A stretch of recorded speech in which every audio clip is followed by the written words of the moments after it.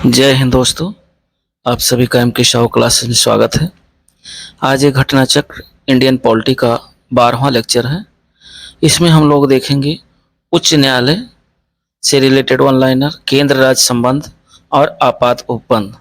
इनसे रिलेटेड हम लोग जो है वन लाइनर क्वेश्चन देखेंगे, जो कि अब तक क्वेश्चन पूछे गए हैं उन्हीं क्वेश्चनों का एज ए वन लाइनर है। तो दोस्तों, इसको अपने फ्रेंड सर्किल में ज़रूर शेयर करें तथा यह चैनल पे पहली बार है तो चैनल को सब्सक्राइब ज़रूर करें।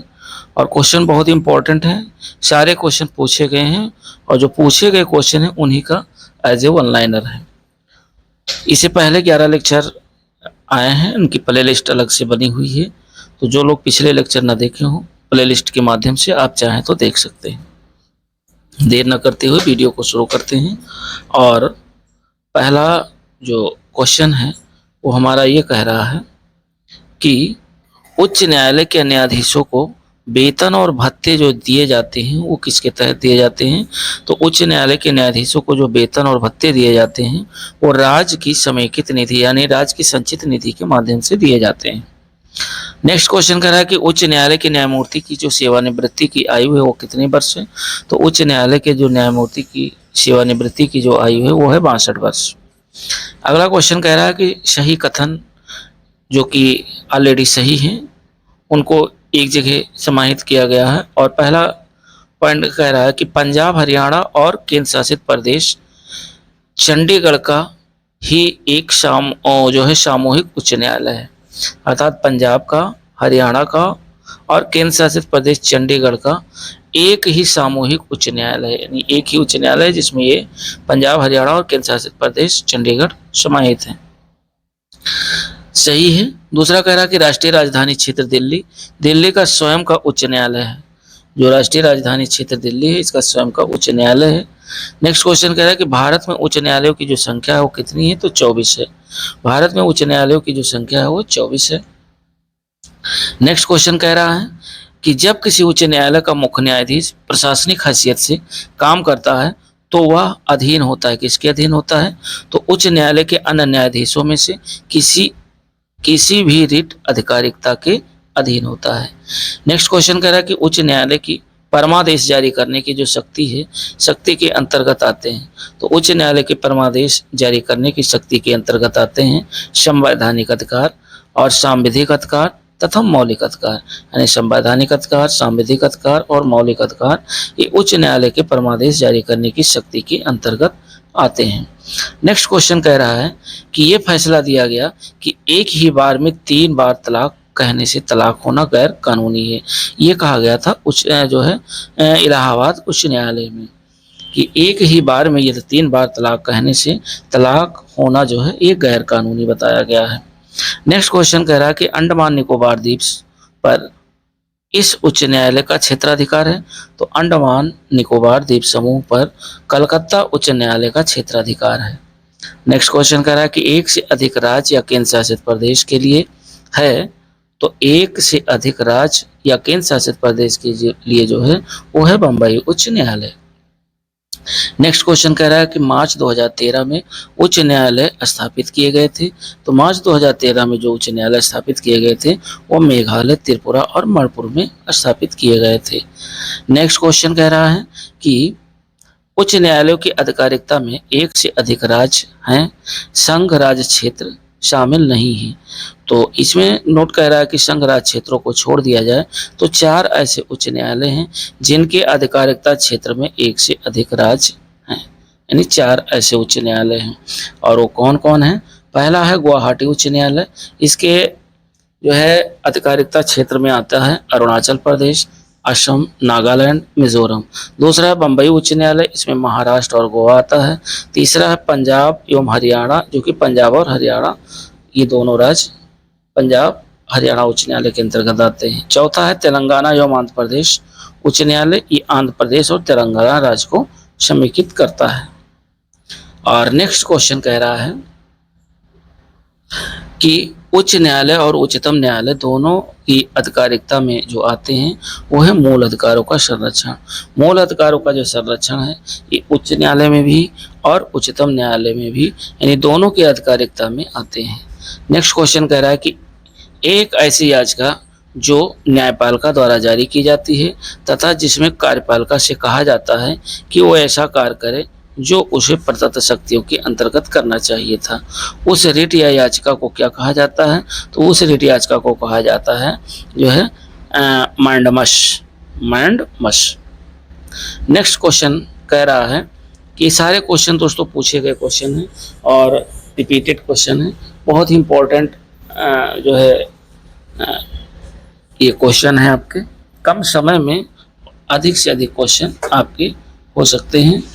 तो नेक्स्ट क्वेश्चन कह रहा है कि जब सर्वोच्च न्यायालय किसी व्यक्ति अथवा संस्था को उसके दायित्व के निर्वहन हेतु लेख जारी करता है तो उसे क्या कहते हैं? तो उसे परमादेश कहते हैं।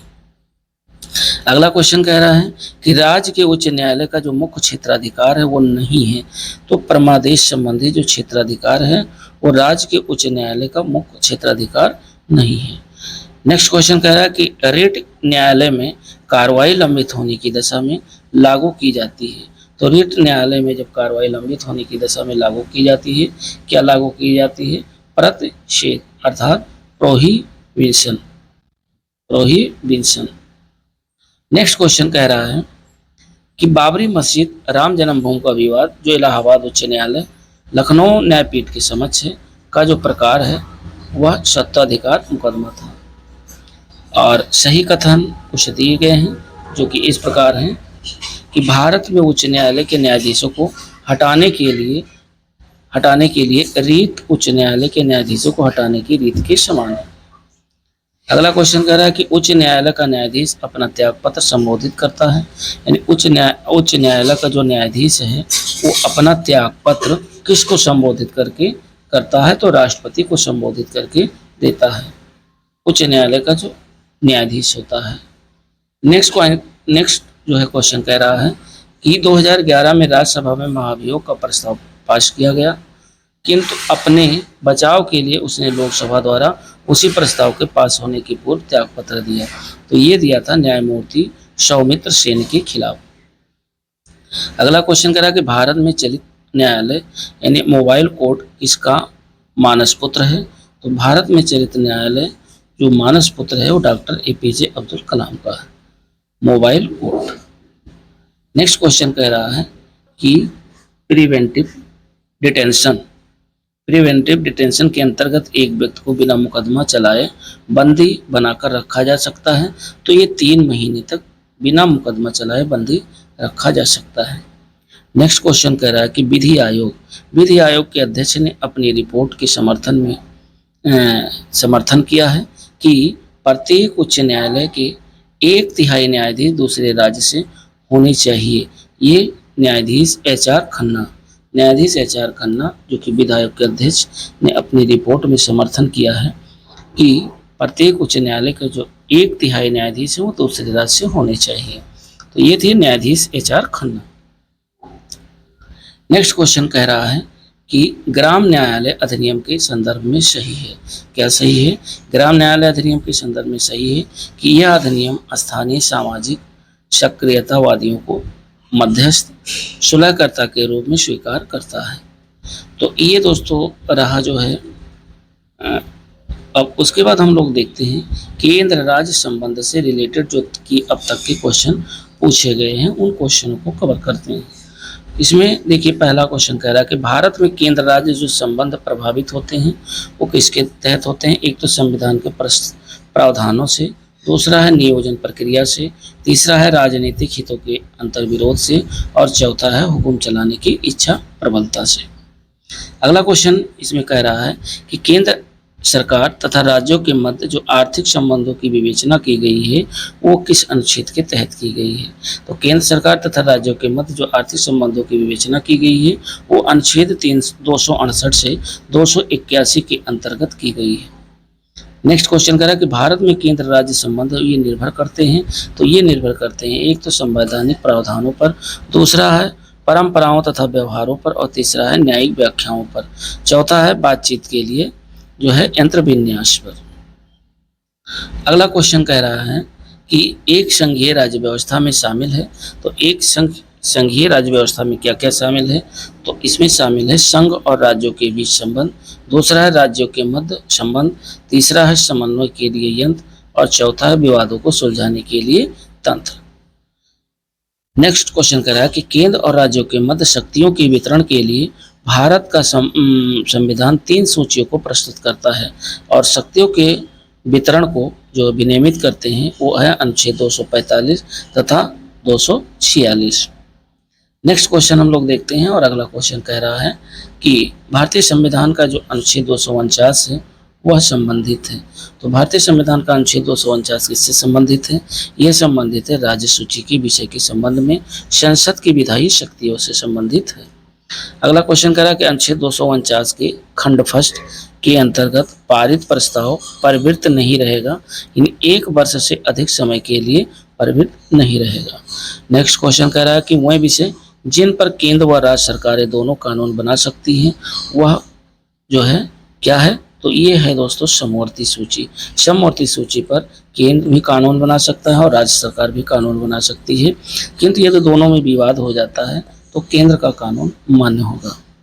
नेक्स्ट क्वेश्चन कह रहा है कि केंद्र राज्य जो संबंध का उल्लेखन है, ये दोस्तों 7वीं अनुसूची में इसका उल्लेख किया गया है। केंद्र राज्यों के संबंधों का उल्लेख 7वीं अनुसूची में है। और अगला क्वेश्चन कह रहा है कि विधायी शक्तियों का केंद्र तथा राज्यों के मध्य वितरण संविधान की जो अनुसूचियों में है, ये दोस्तों 7वीं अनुसूची में है। केंद्र राज्य संबंध विधायी जो संबंध दिए गए हैं ये भाग 11 में दिए गए हैं, यानी केंद्र और राज्य के जो विधायी संबंध दिए गए हैं इस संविधान के भाग 11 में दिए गए हैं। नेक्स्ट क्वेश्चन कह रहा है कि भारतीय संविधान में अवशिष्ट शक्तियां सन्निहित हैं। तो भारतीय संविधान में जो अवशिष्ट शक्तियां सन्निहित हैं वो दोस्तों संसद में सन्निहित हैं। और अगला क्वेश्चन कह रहा है कि भारतीय संविधान ने अवशिष्ट जो अधिकार हैं, भारतीय संविधान ने अवशिष्ट अधिकारों को संघीय सरकार को दिया है। संघ सरकार को जितनी भी अवशिष्ट शक्तियां हैं वो संघीय सरकार को दिया गया है, अर्थात केंद्र के पास अवशिष्ट शक्तियां हैं। नेक्स्ट क्वेश्चन कह रहा है कि केंद्र राज्य संबंध का विशेष रूप से म्यूनिसिपल संबंध कहा गया है।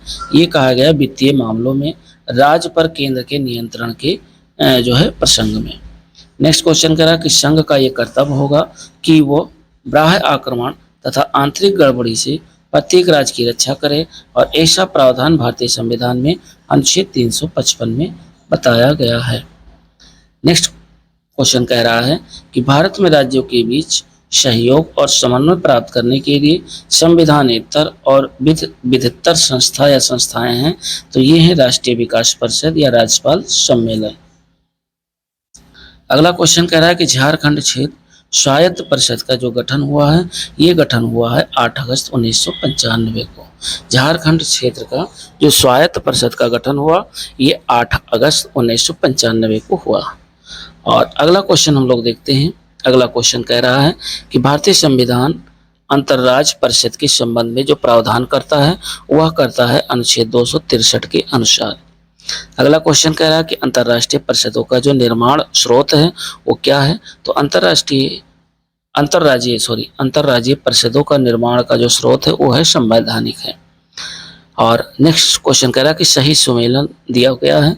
इसमें कह रहा है अंतर्राज्यीय पानी के झगड़ों में केंद्रीय संसद के अर्ध निर्णय की जो शक्ति है वो भारतीय संविधान के अनुच्छेद 252, 262 और 262 के तहत है। और अंतर्राज्यीय जल विवाद अधिनियम 1956, राष्ट्रीय जल नीति 1987 के तहत जो है अंतर्राज्यीय पानी के झगड़ों में केंद्रीय संसद के अर्ध निर्णय की जो है घोषणाएं इसमें है।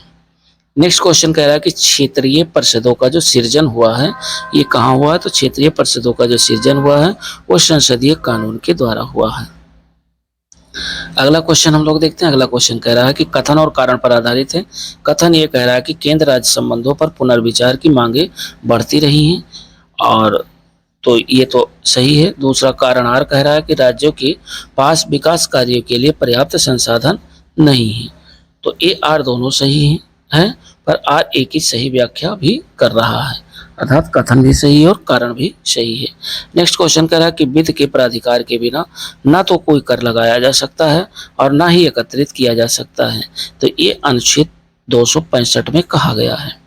यानी विधि के प्राधिकार के बिना न तो कोई कर लगाया जा सकता है और न ही एकत्रित किया जा सकता है, तो ये अनुच्छेद 265 में कहा गया है। और नेक्स्ट क्वेश्चन कह रहा है कि सरकारिया आयोग गठित हुआ था समीक्षा करने के लिए। सरकारिया आयोग का जो गठन किया गया था वो क्या समीक्षा करने के लिए, तो संघ और राज्यों के मध्य संबंधों की समीक्षा करने के लिए सरकारिया आयोग का गठन किया गया था। नेक्स्ट क्वेश्चन कह रहा है कि सरकारिया आयोग की सिफारिशों का जो संबंध है वह केंद्र और राज्यों के मध्य पारस्परिक संबंध है। और अगला जो क्वेश्चन है वो कथन कारण पर आधारित है। अभिकथन ये कह रहा है कि सरकारिया कमीशन की सिफारिशों के अनुसार अनुच्छेद 356 का प्रयोग कम से कम होना चाहिए। और कारण आर कह रहा है कि जिन राजनीतिक दलों ने केंद्र में सरकार बनाई उन्होंने अनुच्छेद 356 का दुरुपयोग किया। तो ए और आर दोनों सत्य हैं और आर ए की सही व्याख्या भी कर रहा है। नेक्स्ट क्वेश्चन कह रहा है कि अस्थाई अंतर राज्य परिषद जो अंतर सरकारी परिषद के नाम से जानी जाती है की स्थापना का जो समर्थन किया था वो किया था सरकारिया आयोग ने। नेक्स्ट क्वेश्चन कह रहा है कि भारत में संघ राज्य संबंध से संबंधित है। तो भारत में संघ राज्य से जो संबंध से संबंधित है वो है सरकारिया आयोग और राजमन्नार समिति तथा पुंछी आयोग।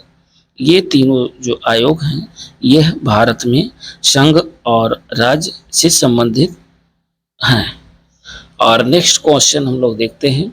अगला क्वेश्चन कह रहा है कि संविधान के अंतर्गत भारतीय संघ के राज्य विदेशी ऋण सीधे लेने की शक्ति रखते हैं नहीं। अतः संविधान के अंतर्गत भारतीय जो संघ हैं, भारतीय संघ राज्य हैं, ये विदेशी ऋण सीधे नहीं ले सकते हैं बिना केंद्र की अनुमति के। नेक्स्ट क्वेश्चन कह रहा है कि राज्य सरकारों को कृषि आयकर समनुदेशित करता है। तो राज्य सरकार को कृषि आयकर समनुदेशित करता है ये भारत का संविधान। नेक्स्ट क्वेश्चन कह रहा है कि एक कर संघ द्वारा लगाया तथा वसूला जाता है। कौन सा ऐसा कर है जो संघ द्वारा लगाया जाता है और वसूला भी जाता है किंतु संघ तथा राज्यों में बांटा जाता है, और यह है कृषि आय के अतिरिक्त आय पर कर। कृषि आय के अतिरिक्त आय पर कर। अब हम लोग देखते हैं आपात उपबंध से संबंधित जो है वन लाइनर क्वेश्चन। और ये सारे क्वेश्चन दोस्तों पूछे गए क्वेश्चन हैं, बस ऐसे आप जो है फास्ट रिवीजन के साथ रिवाइज कर सकते हैं जो लोग तैयारी कर रहे हैं कम समय में। तो इसमें कह रहा है पहला क्वेश्चन कि भारत सरकार का दायित्व है कि वो बाह्य आक्रमण तथा आंतरिक अशांति से राज्यों की रक्षा करे। तो ये अनुच्छेद 355 के अंतर्गत कर सकता है। यानी भारत सरकार का ये दायित्व है कि वो बाह्य आक्रमण एवं आंतरिक अशांति से राज्यों की रक्षा करे अनुच्छेद 355 के तहत। नेक्स्ट क्वेश्चन कह रहा है कि भारत में राष्ट्रीय आपातकाल की घोषणा करने का जो अधिकार है वह किसके पास है। तो भारत में राष्ट्रीय आपातकाल की घोषणा करने का जो अधिकार है वो अधिकार है युद्ध, बाह्य आक्रमण या सशस्त्र विद्रोह करने का जो आधार है युद्ध के समय या बाह्य आक्रमण के समय या सशस्त्र विद्रोह के समय राष्ट्रीय आपातकाल की घोषणा की जा सकती है। नेक्स्ट क्वेश्चन कह रहा है कि आपात की उद्घोषणा का आधार नहीं हो सकता है आंतरिक अशांति यदि है तो आपात की उद्घोषणा नहीं हो सकती है। नेक्स्ट क्वेश्चन कह रहा है कि भारत के राष्ट्रपति द्वारा राष्ट्रीय आपातकाल की घोषणा की जा सकती है। तो राइट है, की जा सकती है राष्ट्रपति के द्वारा ही और अनुच्छेद 352 के अनुसार की जा सकती है। अनुच्छेद 352। नेक्स्ट क्वेश्चन कह रहा है कि किन परिस्थितियों में राष्ट्रपति आपातकालीन घोषित कर सकता है। ऐसी कौन सी परिस्थितियां होंगी जब राष्ट्रपति आपातकाल घोषित कर सकता है। तो ये होगा बाह्य आक्रमण होगा, या राज्यों में संवैधानिक तंत्र की विफलता होगी, या आर्थिक संकट होगा। इन्हीं के समय में आपातकालीन घोषित किया जा सकता है। नेक्स्ट क्वेश्चन कह रहा है कि भारत के राष्ट्रपति मूल अधिकारों के कार्यान्वयन को स्थगित कर सकते हैं किस अनुच्छेद के तहत। अनुच्छेद 20 और 21 के अतिरिक्त अनुच्छेद 362 के अंतर्गत भी। और अगला क्वेश्चन हम लोग देखते हैं। अगला क्वेश्चन कह रहा है कि संसद द्वारा संकट काल की घोषणा का अनुमोदन होना आवश्यक है। तो संसद द्वारा संकट काल की घोषणा का अनुमोदन होना आवश्यक है 1 माह के अंतराल में। नेक्स्ट क्वेश्चन कह रहा है कि राष्ट्रपति का आपातकालीन अधिकार संविधान के साथ धोखा है। ये कहा था किसने। तो ये कहा था के.एम. नाबियार ने। के.एम. नाबियार ने, यानी राष्ट्रपति का आपातकालीन अधिकार जो दिया गया है वो संविधान के साथ धोखा है, ये कहा था के.एम. नाबियार ने। नेक्स्ट क्वेश्चन कह रहा है कि भारत के संविधान के अनुच्छेद 360 के अधीन वित्तीय आपात से संबंधित जो सही कथन है वो क्या है, तो उसको हम लोग देखते हैं। पहला कह रहा है कि वित्तीय आपात की उद्घोषणा 2 मार्च की समाप्ति पर प्रवर्तन में नहीं रहेगी यदि उस अवधि की समाप्ति से पहले संसद के दोनों सदनों के संकल्पों द्वारा उसका अनुमोदन नहीं कर दिया जाता है। तो नेक्स्ट क्वेश्चन कह रहा है कि भारतीय संविधान के अनुच्छेद का उपयोग अभी तक नहीं किया गया है, तो ये नहीं किया गया है अनुच्छेद 360, और अनुच्छेद 360 में जो है आपातकालीन उपबंध है जिसका प्रयोग अभी तक नहीं किया गया है, और ये जो है फाइनेंशियल इमरजेंसी से रिलेटेड है, यानी वित्तीय आपातकालीन से संबंधित है जिसका प्रयोग अभी तक नहीं किया गया है। नेक्स्ट क्वेश्चन कह रहा है कि भारत में वित्तीय आपातकाल की घोषणा आज तक कितनी बार की गई है, तो भारत में वित्तीय आपातकाल की घोषणा अभी तक नहीं की गई है, अर्थात कभी नहीं। नेक्स्ट क्वेश्चन कह रहा है कि भारतीय संविधान के अंतर्गत आपातकाल की सोच जो है वो 3 प्रकार की है। भारतीय संविधान के अंतर्गत आपातकाल की जो सोच है वो 3 प्रकार से है। नेक्स्ट क्वेश्चन कह रहा है कि राष्ट्रीय आपातकाल में लोकसभा की जो अवधि होती है तो आपातकाल की समाप्ति तक बढ़ाई जा सकती है, लेकिन एक समय में केवल 1 वर्ष के लिए ही बढ़ाई जा सकती है। अगला क्वेश्चन कह रहा है कि राष्ट्रपति शासन अधिकतम लगाया जा सकता है, तो राष्ट्रपति शासन अधिकतम लगाया जा सकता है 3 वर्ष तक, अधिकतम 3 वर्ष तक।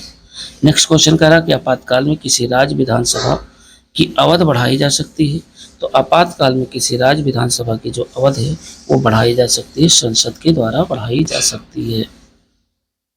तो ये दोस्तों थे कुछ मुख्य पॉइंट जो कि 12वें लेक्चर में हम लोगों ने देखा, और बहुत ही महत्वपूर्ण फैक्ट्स हम लोगों ने देखा जो कि उच्च न्यायालय से रिलेटेड, वन लाइनर, आपात उपबंध से और केंद्र राज्य संबंध से, जो कि बार बार ये पूछे जाने वाले प्रश्न हैं, पूछे जाते हैं, और ये लेक्चर नंबर 12 में हम लोगों ने इसे कवर किया। और दोस्तों मिलते हैं नेक्स्ट वीडियो के साथ, तब तक के लिए नमस्कार, जय हिंद।